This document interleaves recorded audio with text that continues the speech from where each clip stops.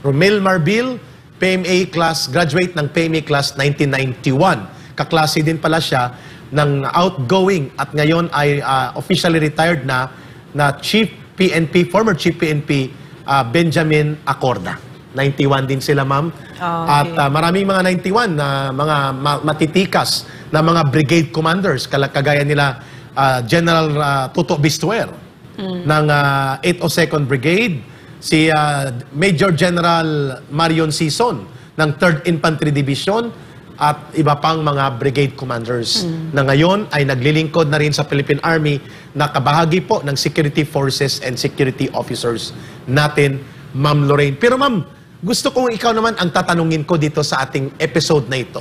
Gaano kahalaga po itong panawagan ng Armed Forces of the Philippines para po tapusin na ang pangloob na pangsiguridad na threat natin sa mahigit kalahating siglo na nagwasak ng ating bayan, cost more than 50,000 lives of our people, 15,000 dyan mga polis at sundalong pinagpapatay ng CPP, NPA, NDF na sa gitna ng panawagang ito at panawagan ng kapayapaan and gesture of peace ng buong pamahalaan ay nanawagan sila. Doon sa anniversary nilang March 29 ng Communist Party, pinanawagan niya sa New People's Army na paigtingin ang pang-aambush, Sparrow Operation, pangbubomba, panununog, at iba't ibang mga karahasan at terorismo laban sa ating security forces, sa mga sundalo at pulis, at pati na sa mamamayang Pilipino at mga tinatarget nilang gustong nilang maghasik ng lagim at terorismo. Gaano kahalaga ang pananaw na ito upang magkaroon ng konteksto ang mamamayan sa talakayan natin kung ano talaga ang grupo ng CPP, NPA, NDF, Ma'am Lorraine? Unang-una talaga sa lahat, Eric, talagang ito na yung panahon para tapusin na natin ito. No? Napakatagal na, lampas kalahating siglo na ito na nagbigay, walang ibinigay na kabutihan yung CPP, NPA, NDF na yan. Mga anak natin nagkandamatay, ang ating bansa hindi makalipad-lipad. Naunahan pa tayo ng mga Vietnam, ng Thailand, lahat yan, ano? Kahit dati tayo pa nauna sa Japan. So anyway, there's no question that we can end it and that we should end it. But hindi lang NPA ang kailangan mong tapusin dito. Kasi marami kang kailangan gawin dito. Hindi lang naman NPA yan. Nakadikit ang bitukan yan kina Franz Castro sa Kongreso. Therefore, mahalaga dito yung mga steps na proscription. Kailangan ma-declare na terorista ang CPP, NPA, NDF para yung mga prente na hawak nila Franz Castro, Raul Manuel, Arlene Brosas, and I'm talking about Kabataan Party List, Bayan Muna, Gabriela, Anak Pawis, Alliance of Communist Teachers, CEGP, lahat yan ay hindi na, bawal na siya. No? It will fall like a house of cards. Tama. And itong panawagan na ito, no, kita natin dito na yung peace talks na yan, itong yung pinagmamalaki ni Charlie Galvez, it's not working. Kasi tingnan mo, tinatraidor kayo harap-harapan. Nakikipag-usap kayo na meron pang pa-Oslo. Oslo ba? Oslo. May pa-Oslo pa kayo. Pero yan, pinapanawagan ng mga komunistang teroristang ito na paigtingin yung terorismo nila sa Pilipinas. No? Okay. At bakit po natin pinupuna ito? At bakit natin tinatalakay ito?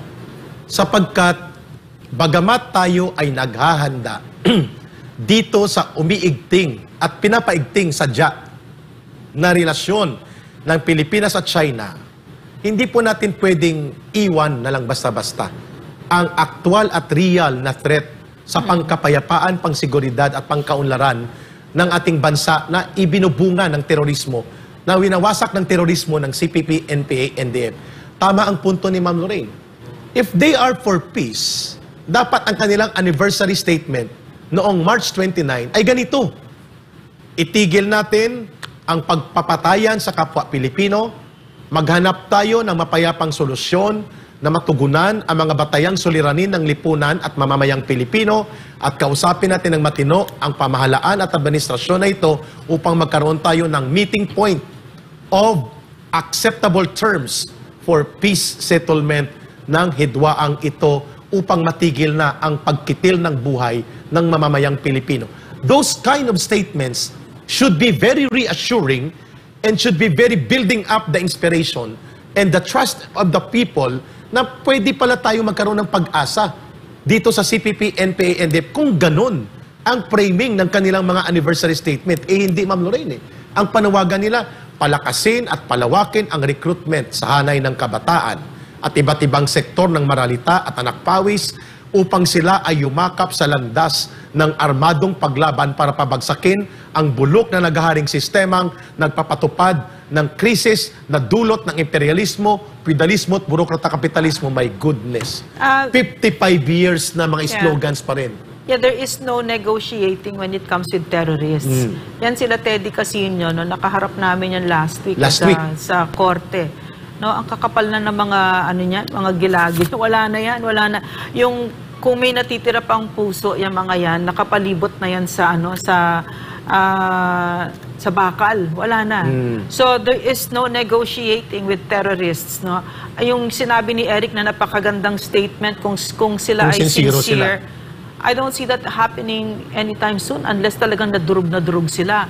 And they're not there, no? Binigyan nga ng bilyon ni Martin Romualdez, so lumakas na naman itong mga ito. Kaya nga, tama ka. At saka yung marami tayong kailangan ayusin sa Pilipinas, napakarami. Lalo na ngayon, no? Corruption, ang kakapal na mga muka. Hindi sila nahihiya. Pero tahimik sila. Oo, tahimik. Ang tatlo na ito nakugang, walang privilege speech at walang resolution condemning the questionable and very dubious, anomalous na in-insert na pondo sa DPWH at sa DSWD kasi kasabwat sila. Yes. Kasabwat ngayon, napaka-corrupt niyan sila Franz Castro. So I was saying, no, napakaraming problema ng Pilipinas, napakaraming challenges na kaya naman natin, pero hindi natin ito kaya habang nandyan ang CPP, NPA, NDF. So yan ang number one na tatanggalin natin. For each and every step, every accomplishment that government does, they will undermine government every step of the way. Yung nakikita namin ngayon, ako, I firmly believe that the vast majority of people in government are still incorruptible, are very hardworking, are sincere, are competent. It's just the leaders na talagang bulok right now. Yes. That's my opinion. I'm entitled to it. Okay, tama ka doon, ma'am. But because of the CPP, NPA, NDF, nandyan siya, hindi tayo dilipad. Kasi, ang lahat ng patakaran, pangkapayapaan, pangseguridad, pangkaunlaran, will proceed from policy. Patakaran is a program that will come from a political decision. Yes. Ibig sabihin, kung ang inaasikaso ng political leadership sa pamumuno ngayon ng current president ay ang pagliwaliw sa iba't ibang bansa para maiwasan ang usapin ng tumitinding krisis pang-ekonomiya at bangayan pang-politika, paano niya matututukan ang binabanggit ng aking partner dito na si Ma'am Lorraine Maribadoy tungkol sa pagbubuo ng isang consensus of peaceful resolution dito sa mga idinudulot na problema ng local communist armed terrorism na dapat ay matagal nang tinapos. Kasi 85% ng problemang ito ay tinapos na ni Pangulong Rodrigo Duterte na dapat yung nabibinbin na 15% ng problema sa local communist insurgency terrorism ay inasikaso niya muna. Kasi ang ginagastos na bilyones na pondo sa pagliliwaliw at pag-ikot sa ibang bansa, hindi kailanman magiging daan ng solusyon upang tugunan ang problemang kinakapital at ginagamit ng CPP, NPA, NDF or ini-exploit para mag-recruit ng mga tao para masan sila at guluhin ang ating bansa sapagkat ang solusyon na yan ay manggagaling sa tamang patakaran, correct policy on agriculture, on livelihood, on law enforcement, at iba't iba pa. Sa tanong ko kay Ma'am Lorraine, matagal niya na itong binabanggit sa akin, Eric, nababahala ako nung may laban kasamang bayan pa tayo na platform. Bakit ang tagal-tagal ng judicial proscription ng Communist Party of the Philippines, ng New People's Army at ng NDF upang nang sa ganon ang anti-terrorism law ay lubusang maipatupad nang sa ganon ang recruiter, financier, benefactor, aliado at mga kasabwat nila at nagre-recruit ay mahabol na rin ng batas sa terorismo. Ma'am Lorraine. Ay, Eric. I never saw this coming kasi yung sinabi mo no, na 85% na ginawa ng former president, totoo yun. No, hanggang just by the creation of this Quantum Leap Task Force, ang NTF-ELCAC, napakaraming accomplishments na ang ibinigay natin kay President Bongbong Marcos ay isang CPP, NPA, NDF na naghihingalo na. January 2022, under the term of office of the President, the former President, nagkaroon tayo ng napakalakas na batas, anti-terrorism law. Tapos January 2022, biro mo na designate na terrorist ito mga underground mass organizations, di ba? Correct. Naubusan talaga ng oras. Naubusan talaga ng oras. And one of those things that I've learned in government, no, is that the job, part of the job is knowing that the job is never done. Yes. So kailangan yung susunod. Lalo na yung mga nagpangako ng continuity na ibinoto ng taong bayan. Yes. No, ituloy mo. Gawin mong totoo yung pinangako mo, otherwise, budol king ka talaga. Yun. Kasi, ang kanyang unit team call ay ipagpapatuloy ang mga mabuting ginawa ng previous government. At yung mga nagawa pang mga maaayos ay pagbutihin pang lalo. Eh saan na? Saan na? Ikinat nga at binawasan nga ang Barangay Development Program na ang hinihingi is only a katiting toothpick na 10 million per barangay na multiple project, health center, road project, and water system, and light or electrification system. Wala. Ang ibinigay ay 2 million, 2.5 million something. Pang isang party lang ni Lisa Marcos. Correct. Sa fireworks alone, yes, kulang na. Fireworks alone, no? So, tama yung punto de vista na binabanggit ni Ma'am Lorraine. If you made the people believe that you are going to continue the successful programs of the previous government on the basis of unity, unit team, kaya nga unit team, iyon pa lang gagawin mo ay ililihis mo at dadalhin mo sa isang kalagayan na hindi mo lamang binabago ang direksyon kung hindi pinababayaan mong makamaniobra muli ang mga kalaban at totoong nagwawasak ng ating bayan. Hindi po si Xi Jinping ang may interes na pabagsakin ang gobyerno ng Pilipinas.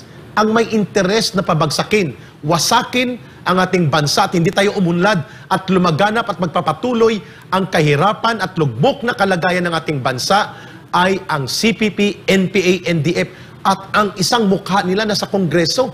Kinakanlong, kinakalinga ng iyong pinsan at hindi mo ito inaaral upang ito ay sitahin at punahin siya, upang ito ay maputol at mapigil.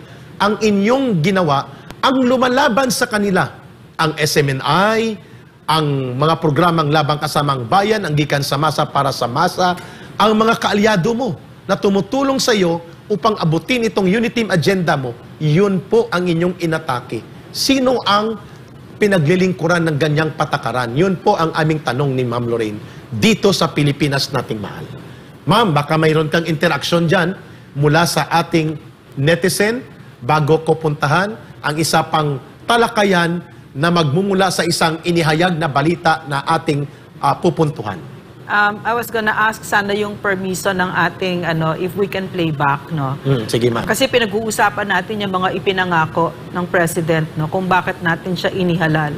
And one of that, again, was his foreign policy. Isa yun. Sabi niya, hindi siya makikipaggera. At kung Sabi pwedeng, niya, hindi siya makikialam. kung pwedeng kausapin paulit-ulit ang Yes. China, gagawin daw niya. Yeah, I sent a tape. No? Sige. Let's see kung kaya natin i-play yung sinabi niya. No? Sige.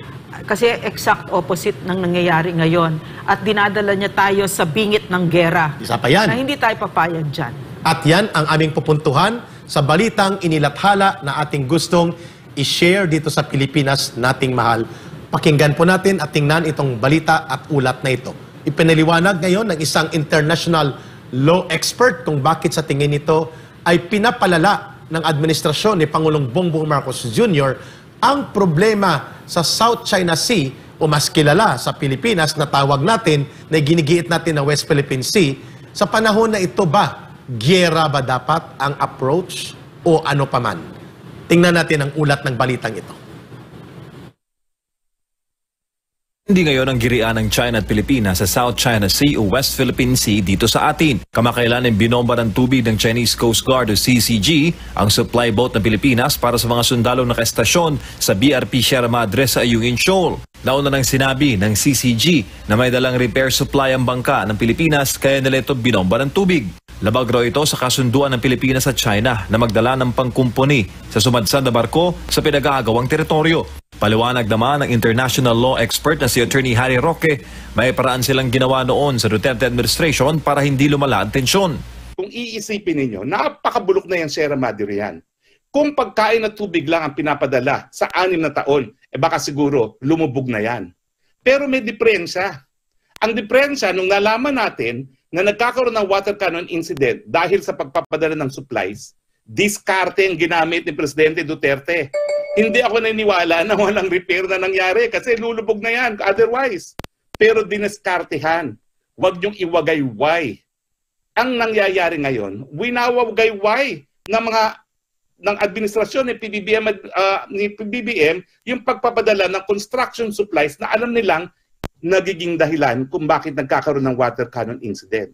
Nakikita naman ni Attorney Roque na sinasadya ang mga panguurot sa China para galitin ang taong bayan upang matabunan ang mas mahalagang problema na dapat solusyonan sana ng gobyerno. Bakit nila winawagayway? Pwede namang diskartehan yan na gaya ginawa ni Presidente Duterte dahil nga gusto nila na uminit, magmukhang aping-aping ang mga Pilipino para malinlang ang Pilipino, malihis ang tunay na issue. Sino ngayon ang nag-iisip na ang talagang problema ng Pilipinas ay mataas sa presyo ng bilihin, ang kawalan ng trabaho, ang mababang mga sweldo? Ginagalit tayo ng Marcos administration. Ang kailangan ani Roque ay matupad ang pangako ni Marcos Jr. noong eleksyon na gawing 20 pesos ang presyo ng bigas. Na huwag iligaw ang taong bayan sa issue ng maritime dispute at iiwas sa gera at kapahamakan ng mga Pilipino. So ang tanong ko kay PBBM, bakit gusto mo magkagera? Para lamang malihis ang tunay na issue na walang nangyari sa pangako mo na 20 pesos kada kilo? At dahil dyan, dahil gusto mong malihis ang issue, nais mong makitang mamatay ang mga Pilipino? Naniniwala naman ang batikang abogado na hindi makikipaggera ang mga Amerikano para sa ating mga Pilipino kontra China. At ang mangyayari, magpapadala lamang ang mga kano ng armas at gamit pandigma at isusubo ang mga sundalong Pinoy sa bakbakan. Dinalagay mo sa alanganin ang ating mga kasundaluhan dahil alam mo naman na hindi ito isang gera na ating mapapanalo. Ang inaasahan mo, sasaklolo si Uncle Sam, pero mabibigo dahil nga ang mamamatay ang mga kasundaluhang Pilipino. Mahirap na nga ilinaban pa sa gera na hindi natin mapapanalo. Ayun, napakaganda po ng pinunto ni former presidential spokesperson Attorney Harry Roque tungkol sa disinformation and propaganda attack para pasamain si former President Rodrigo Duterte na parang nakikipagsabwatan sa China. Parang traidor. Maudigs nga ang tawag ng mga vloggers ni Martin sa kanya at ni Bongbong at ni Lisa. Maudigs. Hindi ko pa alam dati kung anong Maudigs. Yun pala Maudigong, Mauchitong Digong. Di kalukuhan talaga yon.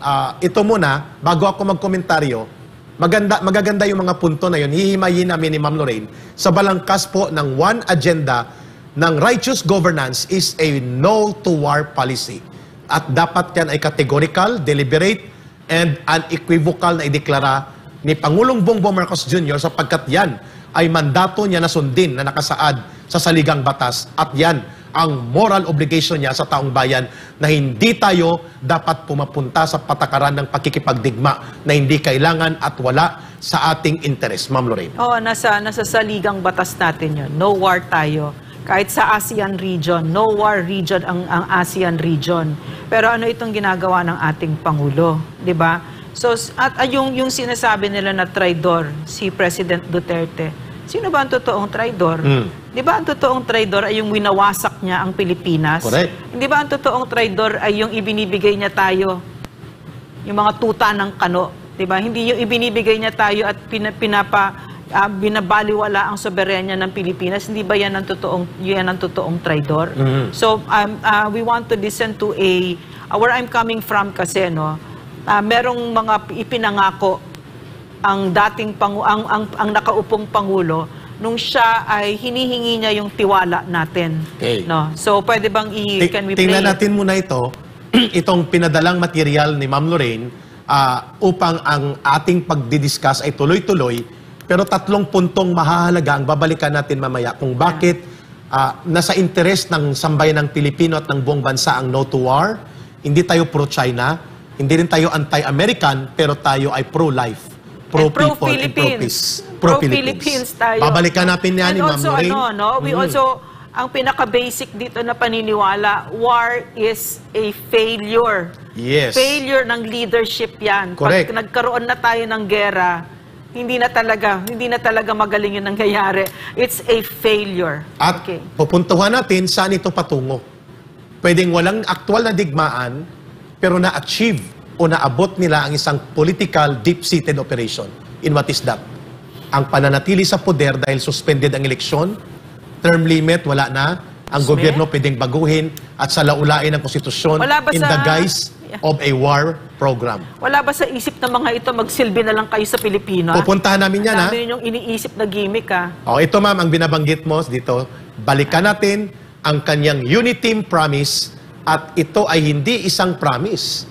Ito ay covenant to the people when you are giving it out as your direction of program of government during a campaign in an election.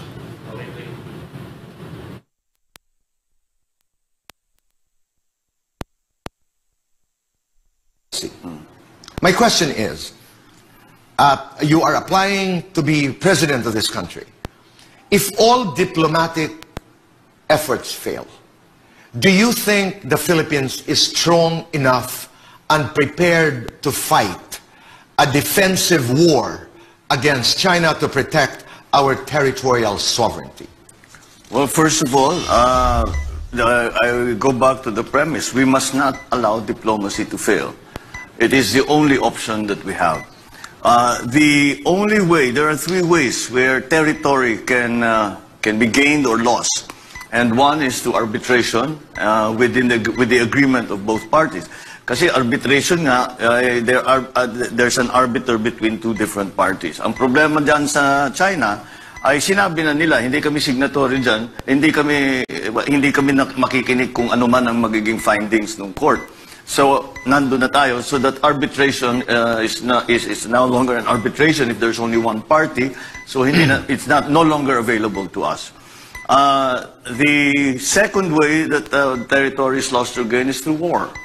Now, that I believe is a option that we must dismiss outright, because it is a completely ludicrous assertion that going to war with China is going to be advantageous to the Philippines or even to China, for that matter. Nobody wants to go to war. China does not want to go to war. The Philippines must not go to war. The third way is by bilateral agreement. And that's what we are left with. Bilateral agreement with China. We must continue to engage China. So, if you talk about pure military capability, I think we all know that to compare the military capability of the Philippines, even if we are building up and we are modernizing our AFP, malayong-malayo talaga tayo sa China when it comes to men and material and capability to fight a shooting war. So, wag na natin pag-usapan yun dahil hindi talaga option yun. We must continue to engage the Chinese. Anong ibang mga solusyon? Sasabihin natin, yung United States, pumasok uli kayo dito sa Pilipinas, kayo mag-defend sa atin. Eh, hindi na pwede yun. Hindi na, kasi kung minsan... Pero malaki ang interest nila sa South China Sea. Malaki talaga ang interest nila sa South China Sea. That's about over $5 trillion that pass through. But we have to get past the old thinking ng Cold War na meron tinatawag na spheres of influence. Yeah. Bawat bansa namimili sa US kami, sa Soviet Union kami. Hindi na ganun ngayon. Ang iisipin lang natin, ano yung mabuti para sa Pilipinas? We continue to engage. Of course, we have a very strong traditional, institutional relationship, special relationship with the United States. Did you say you would invite the United States to get involved and help us? No. That is the problem is between China and us. So the United States should be out. If the Americans come in, it's bound to fail. Because you're putting the 2 protagonists together. And we must understand, dalawang superpower na nasa gitna tayo, lit-lit natin, Ang biro ko nga, bumahing lang na sa bayan, mawawala na tayo sa mundo eh. Senator Bongbong, doon lang sa arbitration. Sabi mo nga, paano ko mag-arbitrate? Sinabi naman ng China, hindi ko tinatanggap ang iyong imbitasyon. Yeah. Do you think is there value of the PCA's decision saying that the West Philippine Sea belongs to us? There is value because they confirm. Okay. Malinaw po ang binabanggit ni Pangulong Bongbong Marcos Jr. Ito po ay resibo. Ebidensya po ito. Sinasabi niya, war is... Ludicrous. Ludicrous. You know what ludicrous means? Ito daw Ludicrous means beyond ridiculous. Yes. Ibig sabihin, yan ay kahunghangan. Yes, Yan correct. po ay katangahan. Alam pala niya. Oo. No? So alam niya pala ito at may binanggit siya doon sa dulo o sa towards the end sinabi niya, hindi pwede ang bilateral agreement ay makikialam ang Estados Unidos kasi ang Amerika at ang China kapag sila po mag-uusap, they have both hegemonic interest na mag-control ng rehiyon. Kaya walang patutunguhan, bound to fail daw ang bilateral agreement. Iyon naman pala eh. Bakit ngayon doon ka sa Amerika pumapanig at kumikiling? Yung tatlong mayor na punto na sinasabi Isa niya. pa, Eric, isa pang punto. Ma'am, Sinabi niya. ikaw naman, magbigay isang punto lang, isang punto lang. Idikit ko lang para maano mo, para huwag mo kalimutan. Ang sinabi din niya bandang huli, pag bumahing yan, dalawang yan, mawawala na ang Pilipinas. So Lusaw alam tayo. niya. Alam niya. Yes. Go ahead, Eric. Yeah. Ibibigay ko kay Ma'am Lorraine ang isang bahagi ng synopsis o yung pagbubuo ng pananaw at magbibigay din ako ng synthesis dito sa napakahalagang usapin na ito na hindi natin bibitawan. Kaya nga mahal natin ang Pilipinas na ito because this country does not exclusively belong kay Martin Romualdez, kay Lisa Araneta Marcos, kay Bongbong Marcos, at sa mga mayayaman nilang kasabwat at mga oligarkiyang ibinalik nila sa pwesto, kapangyarihan at puder at ekonomiyang puder at politika. Ito po ay pagmamayari ng buong sambayan ng Pilipino. Go ahead, Ma'am Lorraine. Bakit nagkaroon ng biglaang pagtumbling? Kung si Atty. Roque pa naging balintong sa Hiligay noon term, ang balintong is tumbling. Nagserko-serko. Ma'am Lorraine, kung sana ito ay bibit-bitin niya at uulit-ulitin niyang speech na ito, ay hindi tayo magkakamali na siya talaga ang ibinoto natin. Pero parang budol speech ito, Ma'am Lorraine. Yeah. Yan yung yan yung ibinot, yan yung kung bakit siya binoto, 'di ba? But tinatanong mo ako bakit that complete turnaround, biglang opposite, 'di ba?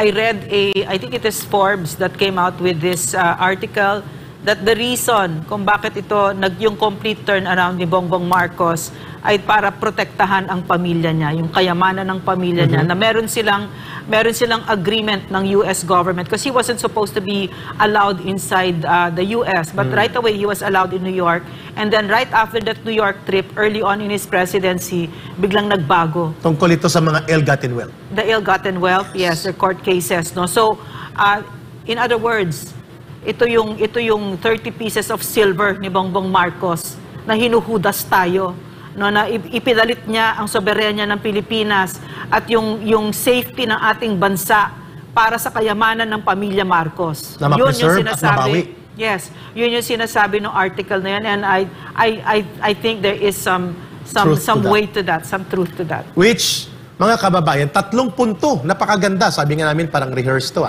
The question was forwarded to him ahead before the interview. Yun pong tinatawag na managed, stage managed. Kaya Ibig ang ganda ng sabihin, sagot. pag ginawa mo yung interview, parang live, parang actual. Pero the way the answers were delivered by the former president when he was still campaigning in 2022, alam natin, hindi naman tayo pinanganak ngayon lang. Para maintindihan natin yun ay mga rehearsed answers. Kaya nga nang siya ay hindi nakapag-rehearse doon sa journalist sa Australia, ay naratol siya. Yun yung totoo. Naratol siya. No? So, 3 bagay, babalikan namin ito ni Ma'am Lorraine. Una, sabi niya, kailangan magkaroon ng arbitration. So, pag sinabi niya yung arbitration, UN yun. United Nations, at ang gagamitin dyan na instrumentality ay United Nations Conventions on the Law of the Sea, UNCLOS. Hindi kinikilala ng China. So, arbitration became very rigorously tedious and contentious. No? Nagkaroon ng banggaan ang Philippine interest at ang China. At nagkaroon dyan ng problema dahil walang categorical desisyon ang UN arbitral ruling doon sa desisyon tungkol sa pag-aagawan sa mga isla at mga bato Diyan sa may South China Sea, mga bato talaga. Diba? At pangalawa, sabi niya, gyera. Yung gyera, sabi niya, kahunghangan, katangahan yan pag pumunta tayo. Ang pangatlo, sabi niya, ay bilateral agreement para marisolba ang mga territorial dispute. Pero dapat wala ang Amerika, dapat multi-regional, multi-countries na mga agreement tungkol sa kondukta, terms of reference and conduct of engagement and execution of sovereign rights and mga disputed na mga kondukta ay pag-uusapan ng mga bansa kagaya ng China, Pilipinas, Indonesia, Malaysia, Brunei, and even India sa some extent. Napakaganda ng kanyang binabanggit. Sabi ni Ma'am Lorraine, biglang nag-turn around na magkaroon siya ng unang state visit sa New York, kung saan pagbalik niya ay pumihit bigla at binuksan niya at binoyangyang ang buong bansa na magiging virtually, magiging base militar. Technically, by operation of agreement ng EDCA, ay pwedeng maglagay sa mga kampo militar ng Pilipinas ng sariling base militar within the Philippine military camps ang Estados Unidos na hindi pinayagan ng kanyang predecessor na si former Rodrigo Duterte. Kaya nagkakaroon ng paggigirian dahil iginiit ng Amerika ang 360 degrees na pag-ikot papunta sa interes ng Amerika na magkaroon ng war posturing and positioning and hegemonic competition against China in the Indo-Pacific and Southeast Asian region na hindi ginawa ng kanyang predecessor. At ang sabi ni Ma'am Lorraine, nakaangkla ito sa question ng kanyang pag-preserve at pagbawi papunta sa kanilang interes ng mga ill-gotten wealth na ang translation niyan sa Pilipino ay mga nakaw na yaman na hinahabol ng ating pamahalaan at ng mamamayan, Ma'am Lorraine. Nakakalungkot talaga, Eric, nangyayari sa Pilipinas. Ngayon, kinakapital tayo sa isang patakaran na kunwari ay makikipagdigma na tayo dahil tayo ay aping-api na sa China. Nako! Ganun yung kwento. Ganun ang kwento na gustong... Yan yung binubuhos ng Amerika. At lulukin natin dapat. At pag nagtanong ka at nagkaroon ng critical na pananaw at malalim na pagkakaroon ng critical perspective into these insights of very contentious issues governing the issue dito sa geopolitical crisis na ito at pati na sa usapin ng digmaan ay magiging pro-China na ang tatak sa iyong noo. Nako, hindi natin papayagan yan. Pero bago ang lahat... Pwede lang pa-clarify lang, ang Pilipinas hindi niya pag-aari ang West Philippine Sea. Hindi. Yes, May correct. claims tayo. Meron tayong claims, pero we don't own it.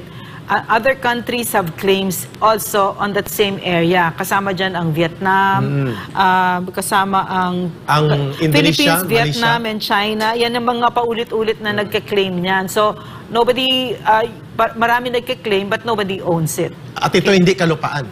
Yes, hindi. Katubigan po ito na napakalawak at ang sabi ng arbitral ruling, common fishing ground yan ng mga bansa, lalo na ng China, Pilipinas at Vietnam na pinakamalapit dito sa disputed waters na ito.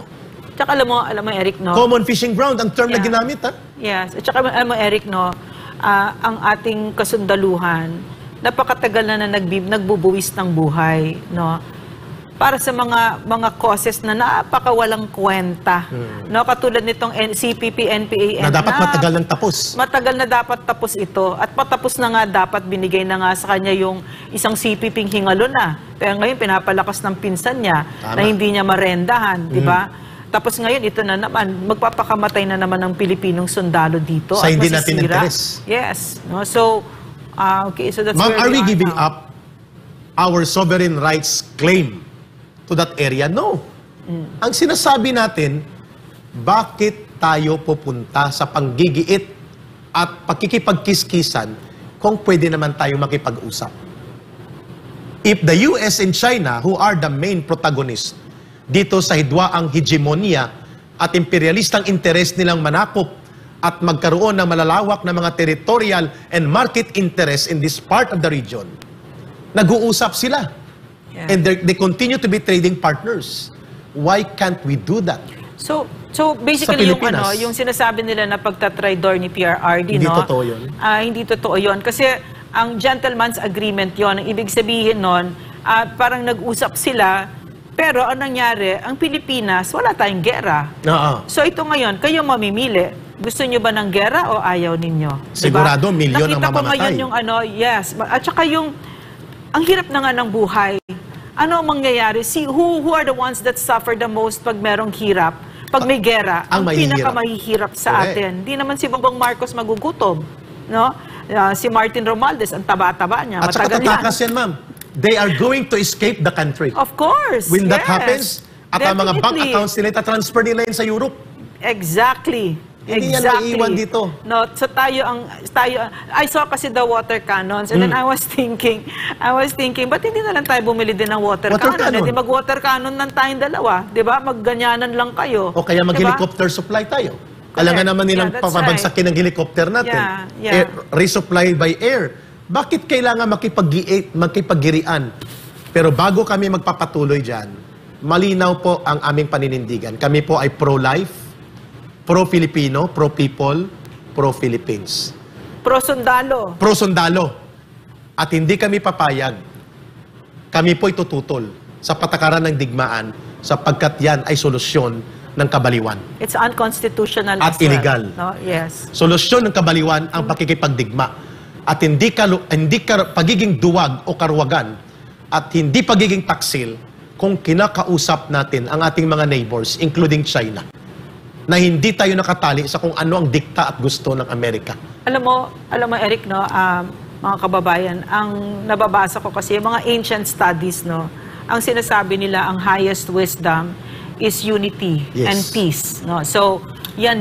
Diyan tayo. Ayaw nyo ba mamuhay ng tahimik?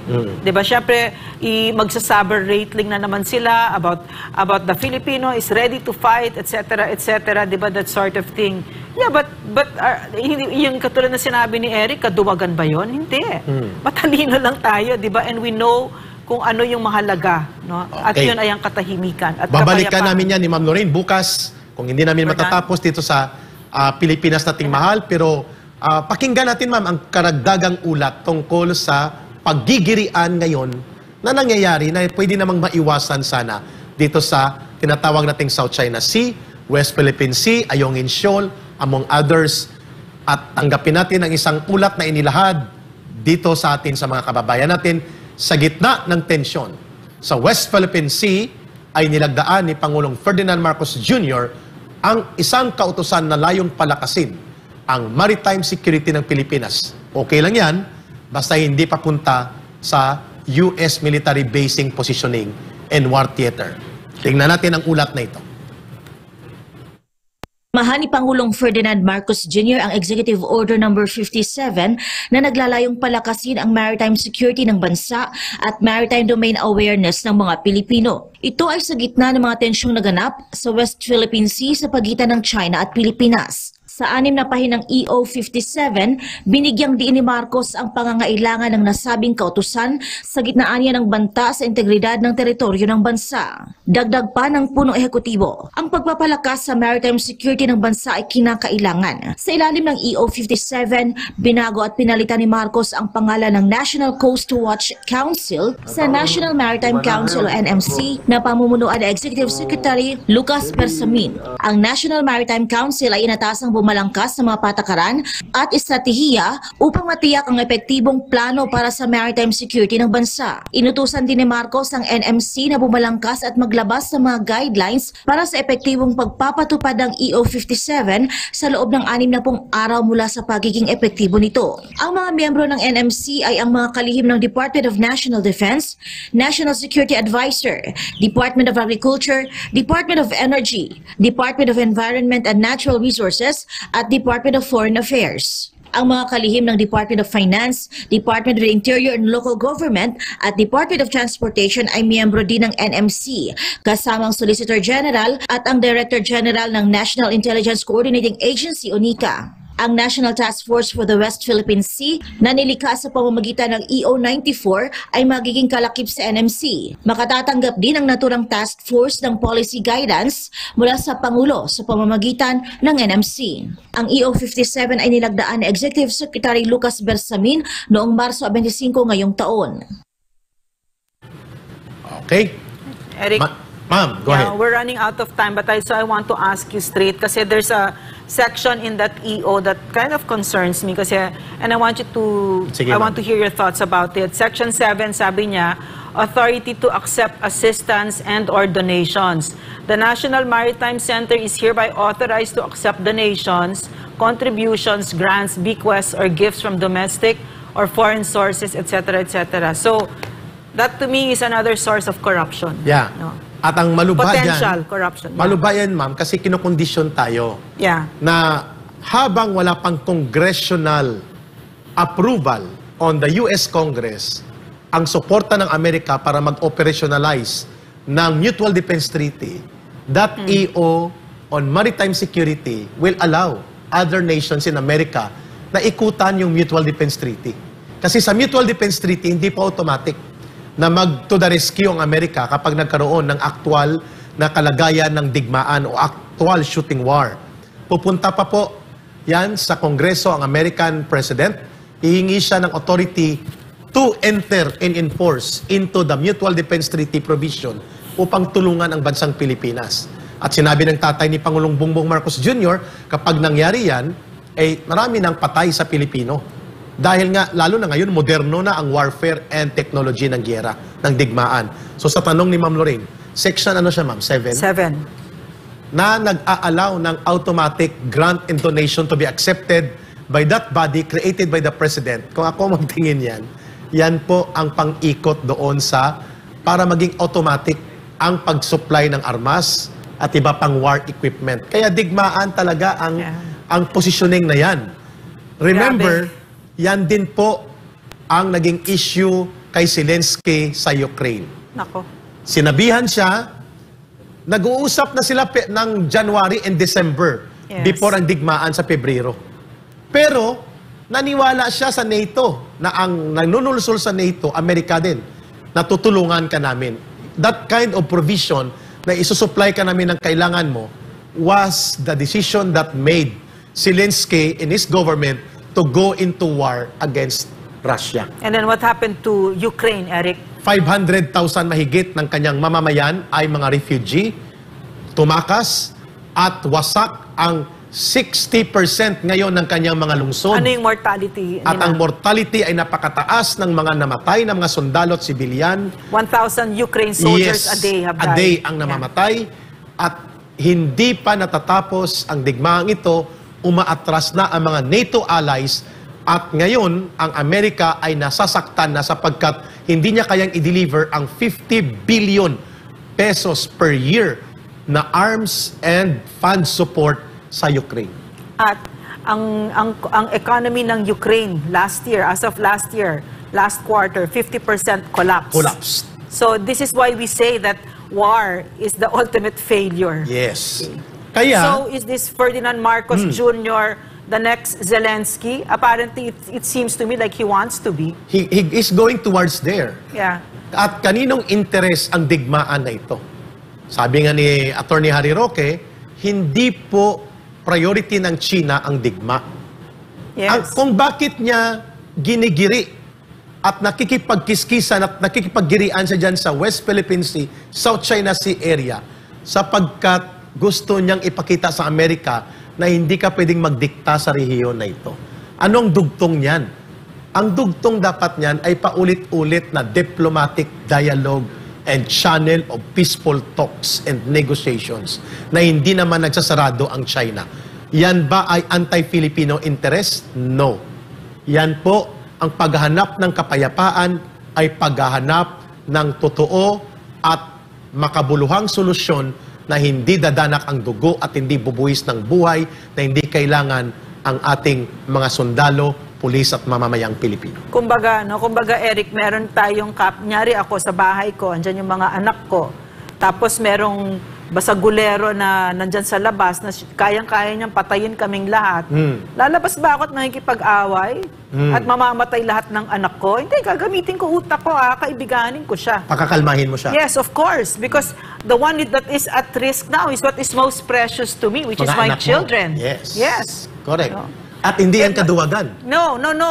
In fact, ito ang totoong pagmamahal sa bayan. At ano ang totoong pagtatraidor? Pag pinagpapatay mo ang mga anak namin at sinira mo ang Pilipinas para masunod mo ang mga amo mo sa Amerika. Correct. Yan ang pagtatraidor sa Pilipinas. At dito yan kami. ang totoong traidor. Dito kami nababahala at yan bukas sa talakayan natin sa Pilipinas nating mahal, itong usapin ng political underlings sa loob. One last story Yes, lang, ma'am. Eric. I'm sorry. I really need to tell this story. Kasi sinatawag nilang traidor si President Duterte. Alam niyo ba nagpunta siyang China last year? Alam niyo yon? Si Erwin Tulfo ang naging tirador nila dyan, ha? Oo. Siyang unang naglabas kinausap niya si President Xi Jinping. Alam niyo kung anong sinabi niya kay President Xi Jinping? Sabi niya, wag mo naman giigera yung aming bansa. Kasi mahihirap ang mga tao dyan. Kawawa. Kawawa naman sila. Wag mo naman kaming saktan. Correct. Yan ba ang traidor? Diba? Yan ang totoong nagmamahal sa Pilipinas. No? At yan ay tatalakayin namin ni Ma'am Lorraine bukas sa ating panibagong daluyan ng talakayang makabuluhan at umaatikabong silakbo ng pagiging totoong nagmamahal sa bayan. Kaya nabuo natin ang Pilipinas nating mahal. Muli kami po ay lubos na nagpapasalamat sa lahat ng tumulong sa sambayan ng Pilipino na hinahanap kami, sa lahat ng sumusuporta po noon sa Labang Kasamang Bayan, at ngayon lilipat na tayo dito sa Pilipinas nating mahal, sa inyong panonood at pagsubaybay at pag-share ng ating mga social media products sa pinakabagong programang yayakapin ng sambayan ng Pilipino, ang Pilipinas nating mahal. Patuloy po tayong makikiisa pa para tuloy-tuloy na imulat at bigkisin ang sambayan ng Pilipino at kamtin ang matino na pamamahala na nakabatay sa kapayapaan, demokrasya at totoong pagtatanggol sa kabutihan at kaunlaran ng sambayan ng Pilipino. Mga kababayan, ito na po ang inyong bagong tambayan, ang bagong kasangga nyo, ang Pilipinas Nating Mahal. Mapapanood nyo na kami sa Pilipinas Nating Mahal YouTube channel at Pilipinas Nating Mahal Facebook page at pati sa mga attached pages like Ka Eric Celis at Sambayanan pages na nagkikerry sa atin. Muli, ako si Ka Eric. At ako naman si Lorraine Badoy. At ito ay para sa programang Pilipinas Nating Mahal.